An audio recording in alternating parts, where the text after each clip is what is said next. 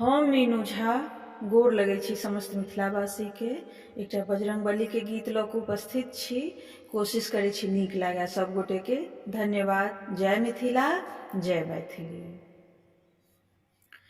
कौन दिन आहो हनुमंत तोहरो जनम भेल, हे सोहावन लागे। कौन दिन आहो हनुमंत तोहरो जनम भेल, हे सोहावन लागे। कौन दिन भेल छठिहार, हे सोहावन लागे। कौन दिन भेल छठिहार, हे सोहावन लागे। मंगल दिन आहो सेवक हमरो जनम भेल, हे सोहावन लागे। मंगल दिन आहो सेवक हमरो जनम भेल, हे सोहावन लागे। रवि दिन भेल छठिहार, हे सोहावन लागे।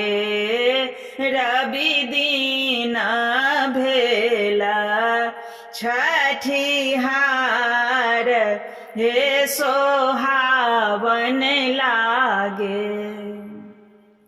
कौन दिन आहो हनुमंत बसबा कटायब, हे सोहावन लागे।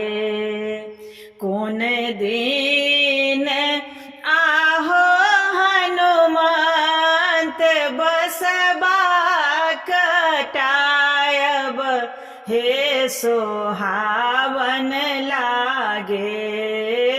कौन दिन ध्वजा फहराब, हे सोहावन लागे। कौन दिन ध्वजा हम गड़ाब, हे सोहावन लागे। रवि दिन आहो सेवक बसबा कटबिहा, हो सोहावन लागे। रवि दिन आहो सेवक बसबा कटबिहा, हो सोहावन लागे। मंगल दिन ध्वजा गड़ाब, हे सोहावन लागे। मंगल दिन ध्वजा गड़ाब, हे सोहावन लागे।